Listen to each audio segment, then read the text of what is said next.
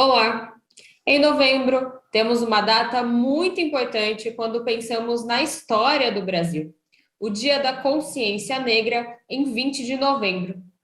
Aqui em Botucatu não é feriado, em algumas cidades é, mas a gente não poderia deixar passar essa oportunidade de debater a luta antirracista aqui no Conexão OAB também. Para a gente fazer essa conversa, está aqui comigo a advogada Cristina Aparecida da Silva, que faz parte de diversas comissões da OAB, a Comissão OAB por Elas, OAB vai à Escola e a Comissão dos Direitos Humanos, que tem tudo a ver também com esse assunto de hoje. Seja muito bem-vinda, viu, doutora Cristina? Obrigada, Carol. Antes de mais nada, gostaria de agradecer o seu convite e do nosso presidente, doutor Nuno, para falarmos um pouquinho desse assunto tão relevante, né, que é para a nossa sociedade.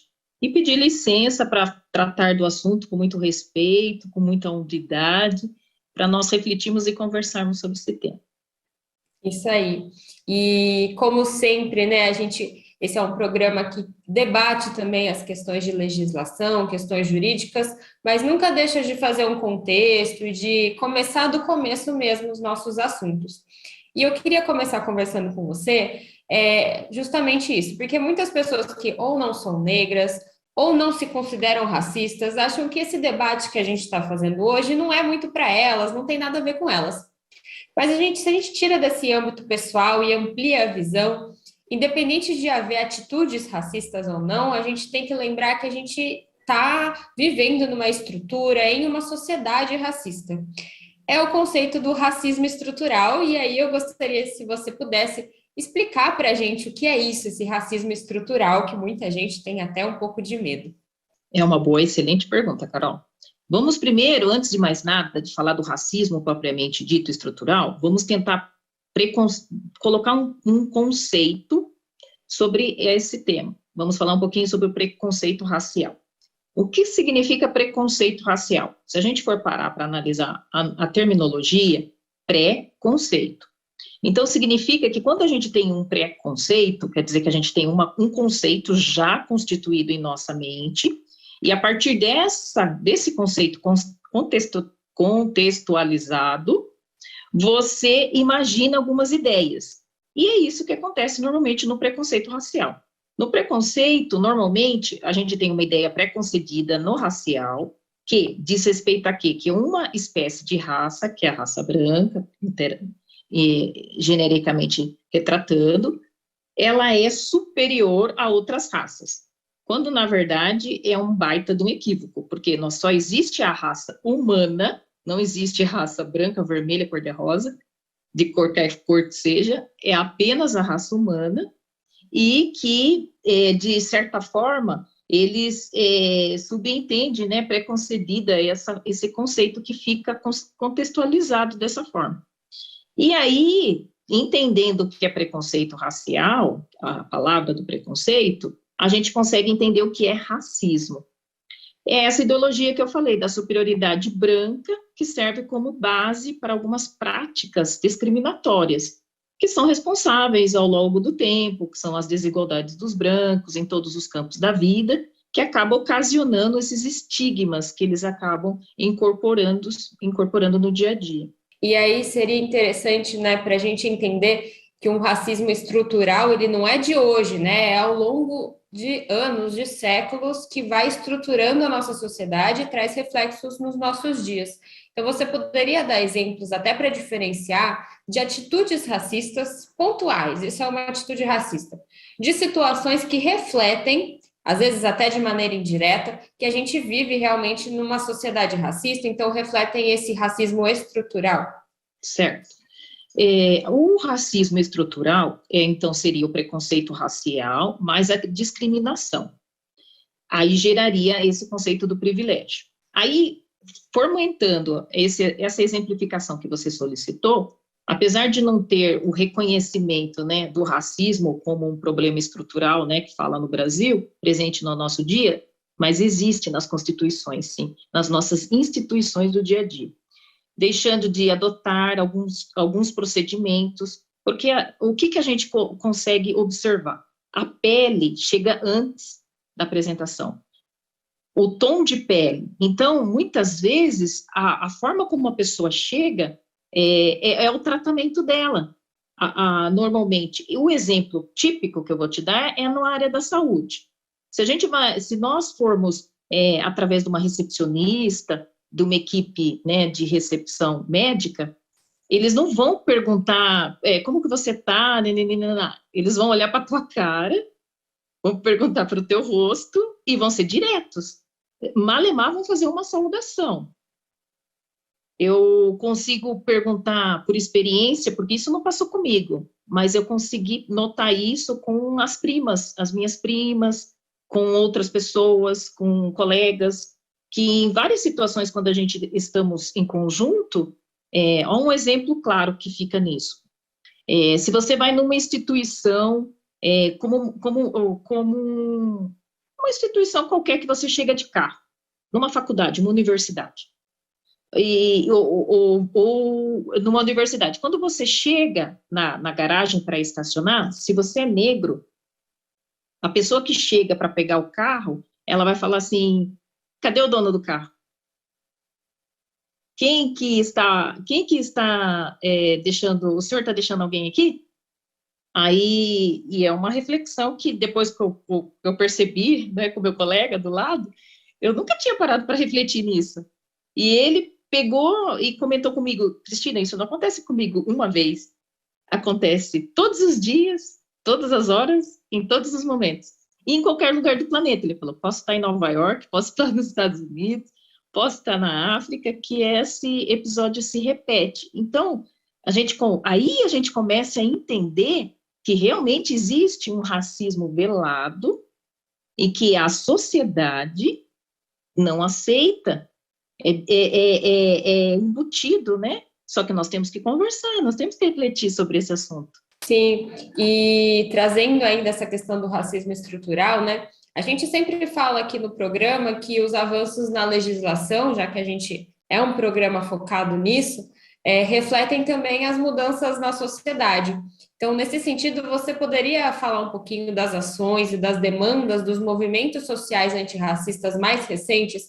Inclusive, um exemplo deles, já adianto, né? Talvez você fale na resposta, o americano, né? Black Lives Matters, Vidas Negras Importam, justamente de uma situação do racismo estrutural, que a violência policial contra os negros era sempre muito mais brutal, os números provando que a polícia é muito mais violenta com os negros e eles são mais vítimas, né? Então, tem alguns desses movimentos que estão demandando coisas, estão fazendo história aqui nos nossos dias? Sim, com certeza. Primeira coisa que é interessante é que instituições de classe, como a OAB e outras instituições, nós temos que criar essa comunidade, temos que aglutinar, tanto que aqui em Botucatu não existe um comitê da área negra, né? Então, o fomento tem que vir de nós mesmos.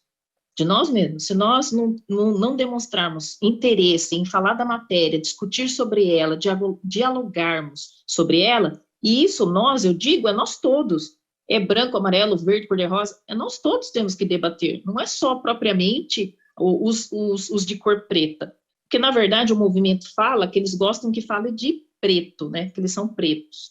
Então, independente da cor da pele, nós todos temos que discutirmos, porque existe preconceito do idadismo, que é de pessoas com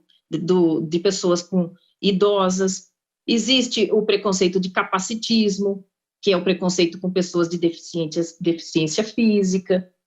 Então, se nós não pararmos e discutirmos sobre todos esses assuntos, né, conversarmos sobre esses assuntos, refletirmos, nós não vamos construir uma sociedade, né?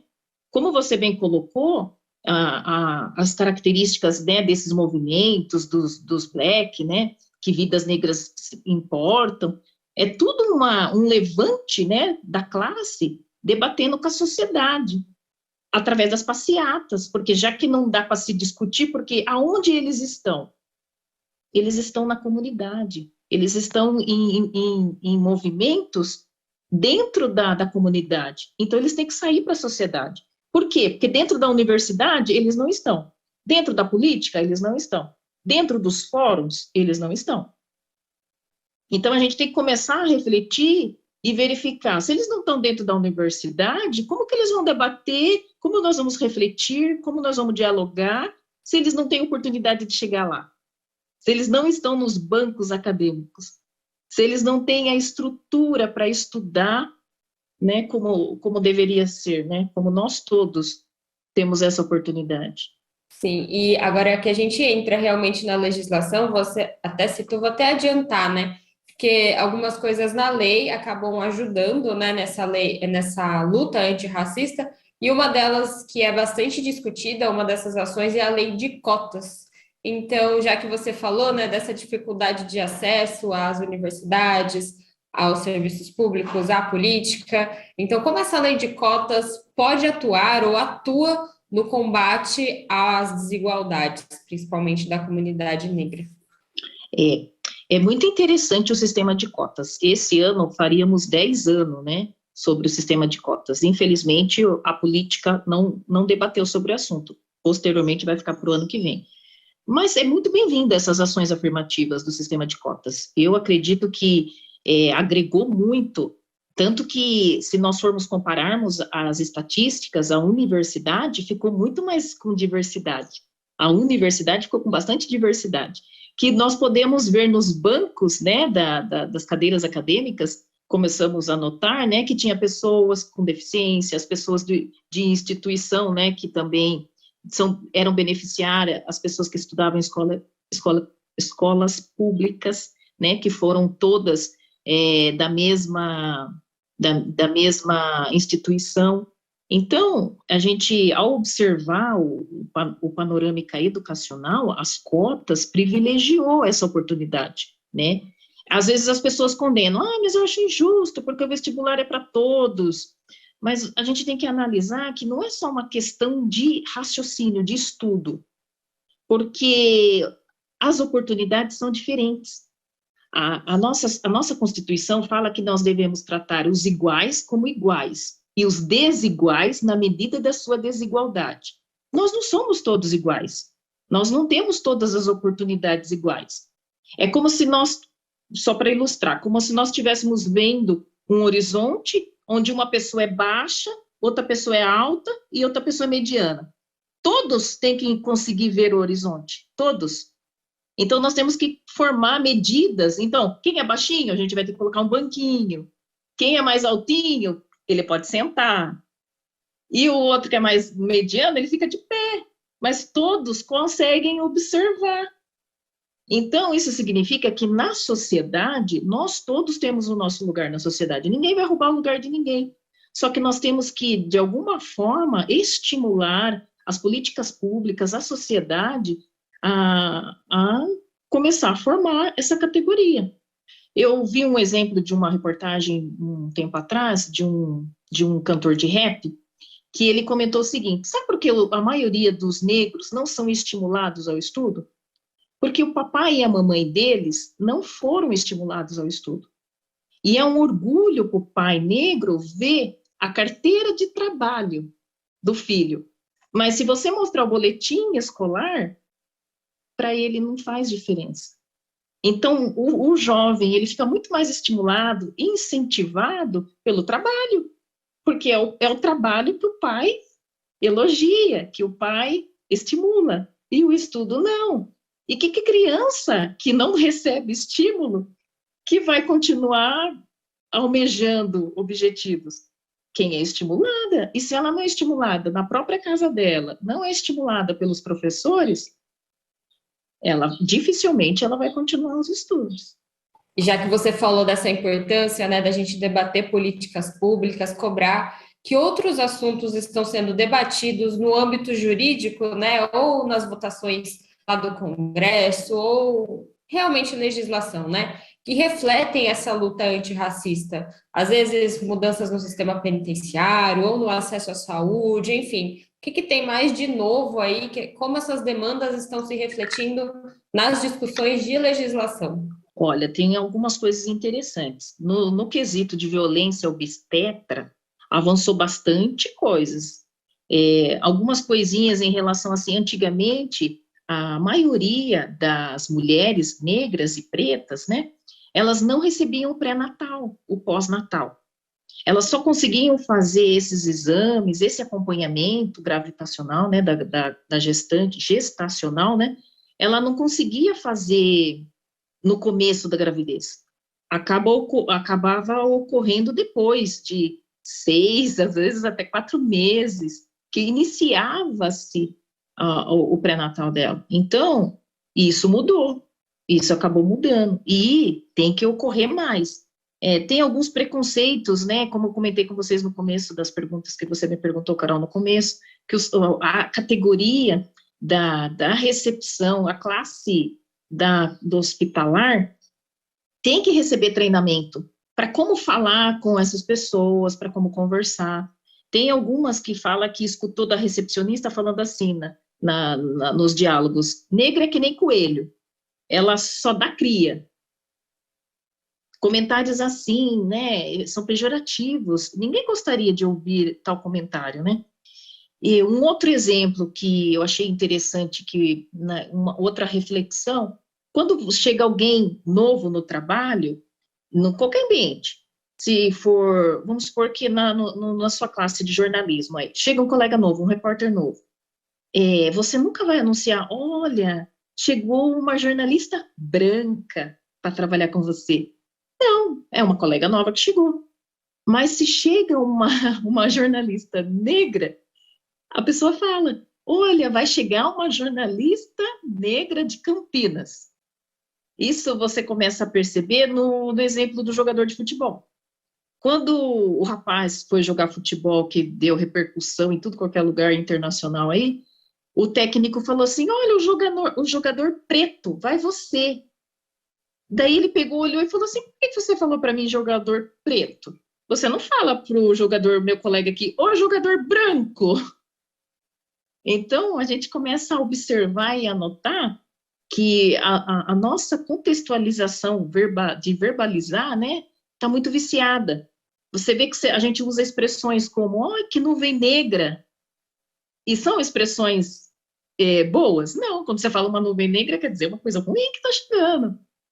E por que você usa a cor negra para sujeitar isso? Se você escrever no Google preto, vai falar sujo, repulsivo, né? Caracteres sinônimos ruins. Se você colocar branco, vai falar luz, luminosidade.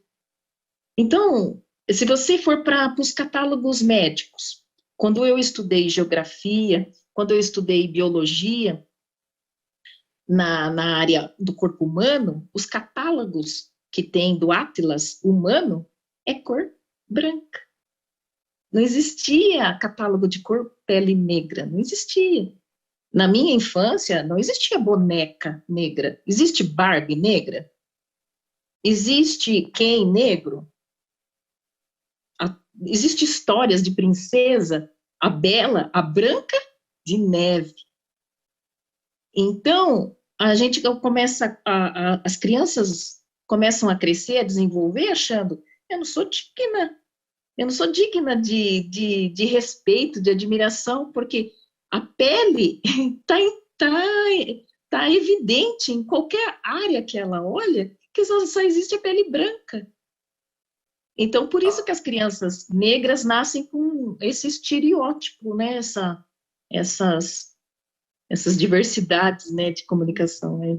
E agora que em muitos desses assuntos que você cita, que começa a se avançar, né, recentemente, inclusive, não deveria, mas acabou virando polêmica, né, porque a Disney lançou, acho que o trailer, né, do novo filme da Pequena Sereia, e escolheram uma atriz negra, e teve gente que não gostou, teve gente que amou pela representatividade, mas ainda teve gente que acha que não deveria acontecer. Então, existem avanços, mas não se avançou tanto, né? Já que uma coisa tão simples como essa, um filme infantil, né? Virou uma polêmica. E aí, até por isso, eu gostaria de perguntar, né? O que hoje ainda falta conquistar, quais são as grandes demandas? Porque falta conquistar muita coisa, mas quais são as grandes demandas do nosso tempo? Olha, falando em Hollywood, como você falou, acabei de me lembrar agora, estreou Adão Negro e Pantera Negra. Então, personagens, né, do cinema, como você bem colocou. E aqui em Botucatu e no cenário nosso, aqui na nossa área, pelo menos, as campanhas públicas, as campanhas publicitárias, a gente está começando a caminhar. Eu tenho um trabalho muito interessante com a Isabel Silva, que ela é presidente do Conselho da Mulher atualmente. Ela tem uma demanda muito interessante sobre, ela é do movimento, né, como eles dizem, ela é do movimento muito intensiva, e ela fez, se eu não me engano, uma exposição que eu acabei enviando para você, falando não parece, mas é racismo, juntamente com a Malu Ornelas, elas fizeram uma parceria nesse trabalho, foi muito bonito, algumas exposições, palestras, tem rodas de conversa. Então, os espaços de poder, principalmente, está necessitando ainda de fomento sobre esses assuntos, né? E aqui em Botucatu nós temos, assim, pessoas de destaque, como o conselho, né, da pessoa, que é a Da Cida, que é a igualdade presidente. racial, se eu não me engano, que chama, né? Isso, é ela mesma. Tem a Cida, tem a Edmê, que também trabalha com um trabalho muito interessante do povo, né, contando a história do movimento, né, da Coopera Preta, da Teresa de Benguela. E o movimento, assim, ocorre muito de conscientização é nessa época. Só que, assim, a gente tem que imaginar que no ano tem 365, né, dias. Não devemos, não deveríamos, né, concretizar, centralizar apenas nessa época falarmos sobre esse assunto, né, porque é muito pouco, né, porque as reflexões têm que ser o ano todo, o tempo todo, né, como outros temas também que fluem, mas a gente tem que começar a dialogar, né, para que fomentar, né, porque senão fica complicado. Sim, para ajudar quem está disposto a fazer esse debate, quem está disposto a entrar nessa luta, né? Porque é uma luta realmente de para conquistar, né, esse espaço e esse respeito que muitas vezes falta, né? Essa pode ser feita em diversos âmbitos, então teria como você dar algumas dicas como que isso pode ser trabalhado, promovido em diversos cenários, por exemplo, na educação, ou nas empresas, ou até mesmo no setor público. Então, tem algumas dicas para esse pessoal que quer se engajar nesse debate? Exatamente. Procurar essas pessoas, né? Primeira coisa, procurar o conhecimento, buscar colar nas mulheres do conselho, da igualdade racial, tentar ver um pouquinho de políticas públicas para a gente, né, suscitar isso, né, começar a fazer inserção na universidade, começar a pedir para os professores a gente inserir debates sobre isso, talvez nas nossas câmeras municipais também, talvez uma audiência pública para fomentar mais os assuntos, né? Devemos, assim, de alguma forma, nas empresas, eu observei uma vez que na Natura tem um projeto voltado especificamente para incentivo e estímulo para gerentes negros pegarem liderança. Porque realmente, se você for observar nossa sociedade, você só vê o genótipo fisiológico da pessoa de cor negra em sistemas de almoxerifado e limpeza. Você dificilmente vai ver quantos professores você teve na vida universitários que eram negros. Quantos professores da classe do ensino médio? Num programa de televisão, quantos apresentadores são negros? E na política. Então, e eles são 56% da população. Então, isso quer dizer que está muito desestruturado, né? A conta não está batendo. A conta não está batendo. Então, a gente tem que começar a verificar por que isso está ocorrendo. Então, nós temos que ver na saúde, talvez incentivar as indústrias grandes da nossa cidade, a Embraer, a Induscar, né, o Grupo Caio, Irizar, enfim. Incentivar as empresas, de alguma forma, a fomentar isso também na nossa comunidade, porque, assim, é aquela coisa, uma andorinha não faz verão. Mas se todo mundo se esforçar, vai beneficiar para todos, né? Porque imagine, que se uma sociedade, nós não somos uma ilha deserta, ninguém é. Se nós construirmos uma sociedade em conjunto melhor, ela vai ser melhor para o branco, para o amarelo, para o cor-de-rosa, para o vermelho, para nós todos.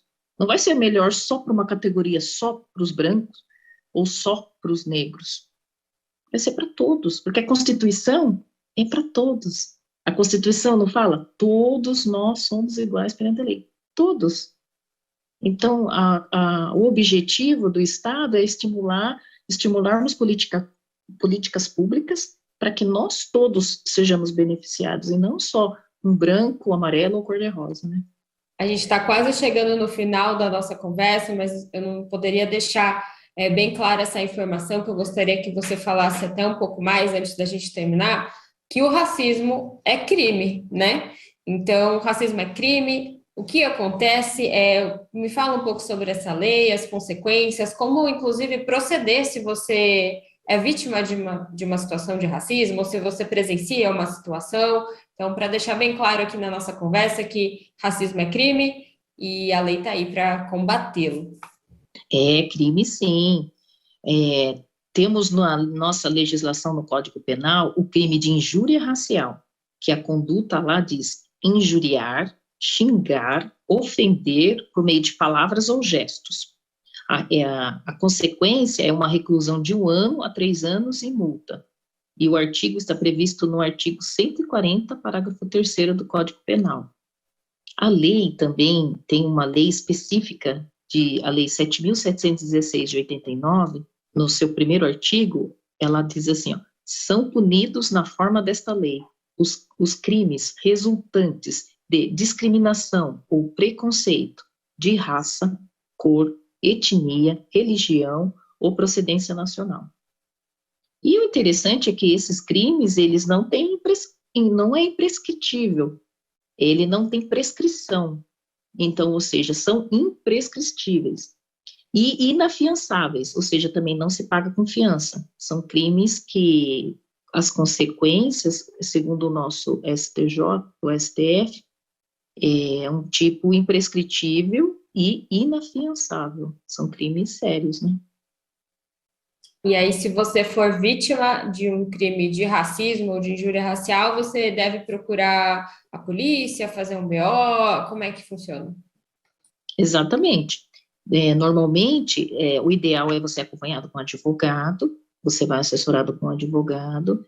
O ideal também, se for oportuno, dependendo da situação, eu vou exemplificar para você. Há um tempo atrás, um influenciador digital, ele estava morando num condomínio de um prédio, talvez eram os andares superiores, e a vizinha do lado, que supostamente parece que era branca, começou a xingá-lo, né, ofendê-lo, falando, ô preto, o que você está fazendo aqui? Então, o que ele fez? Ele já ligou a câmera dele, né, de vídeo, e começou, a gente notou que não via, né, a tal vizinha, mas conseguia ouvir, mesmo ele fazendo vídeo, a gente conseguia ouvir, porque a mulher berrava, né, a mulher expressava esses estereótipos. Então, o ideal é você gravar, se você tiver oportunidade, porque inibe a pessoa que estiver fazendo isso com você. Então, grave, tenha uma testemunha, sempre alguém por perto, né, para tentar relatar isso, né, de forma mais concisa, e acompanhado de um profissional, que é um advogado, né, que ele vai saber perfeitamente enquadrar o crime, né, de que forma que é melhor para a própria pessoa. E que essas situações sejam cada vez menos frequentes, né, na nossa sociedade, e a luta antirracista está justamente para fazer esses avanços, fazer essa discussão, e eu gostaria de terminar esse programa, a gente já falou bastante ao longo dessa conversa, mas também deixar um convite final, né, que todos podem fazer parte da luta antirracista, todos, né? Todo mundo pode entrar, então se você puder falar sobre isso, o que é, afinal, ser antirracista? A ideia é que nós não temos diferença, não pode haver diferenciação. Somos, como eu disse para você, da raça humana, né? Então, não temos que ter distinção de raças. Temos que nos corrigirmos e nos policiarmos para a nossa forma de agir, a nossa forma de ver, né? E toda vez que nós observamos como se nós pegássemos uma xícara, a xícara ela tem que estar meia vazia. Ela não pode estar cheia. Isso significa que é a nossa mente. Ao depararmos com algumas situações que é diferente do nosso dia a dia, nossa rotina, a gente tem que tentar ver a xícara de um outro modo. Tenta não sempre observar a xícara cheia de uma forma ruim, né? Tenta ter um pensamento mais positivista, menos negativo, e com ideias, né? Aquela coisa da síndrome da Gabriela, né? Eu nasci assim, eu vivi assim e vou morrer assim. Nós temos que parar com essa síndrome de Gabriela. Nós estamos numa geração em que a tecnologia avança, a saúde avança, os conhecimentos avançam e os ideais também. Então, temos que mudar essas mentalidades retrógradas que traz ideias arcaicas. Se nós ficássemos só na ideia do que o homem inventou a roda lá atrás, nós não íamos saber disso, não existia automóvel, os transportes da aviação não iam avançar. Então, são pessoas que pensam fora da caixinha que faz a sociedade. Então, vamos convidar as pessoas a pensar um pouquinho fora da caixinha. Vamos dar a oportunidade de conhecer um colega que é diferente, aprender com ele, entender um pouquinho da história. Eu estava conversando com um colega e ele falou para mim assim que tem um projeto em Sorocaba, Piracicaba, de personagens da história negra. E é verdade, a gente não tem histórias infantis, histórias contando do povo, porque assim, o povo português veio na América, e especificamente em nós, no Brasil, os espanhóis na América Latina, invadiram os povos que estavam aqui e contou o ponto de vista deles. Então, a gente não sabe a história do ponto de vista do povo negro e do povo indígena. Então, a gente tem que começar a refletir que a nossa história, que nós somos mestiços, nós somos um povo mestiço. Nós não somos um povo só de branco, de amarelo, de verde, como os europeus são. Então, a gente tem que conhecer a nossa própria história. E a nossa história é mestiça, é misturada. Doutora Cristina, muito obrigada pela conversa, que a gente pincelou, né, essa questão, esse debate. Fica o convite final também para quem estiver assistindo, conhecer essas organizações que foram citadas pela doutora Cristina e que funcionam aqui na nossa cidade, os movimentos sociais, os conselhos que estão focados nessa luta antirracista, no movimento negro. E obrigada a quem está acompanhando, quem se interessa por esse debate.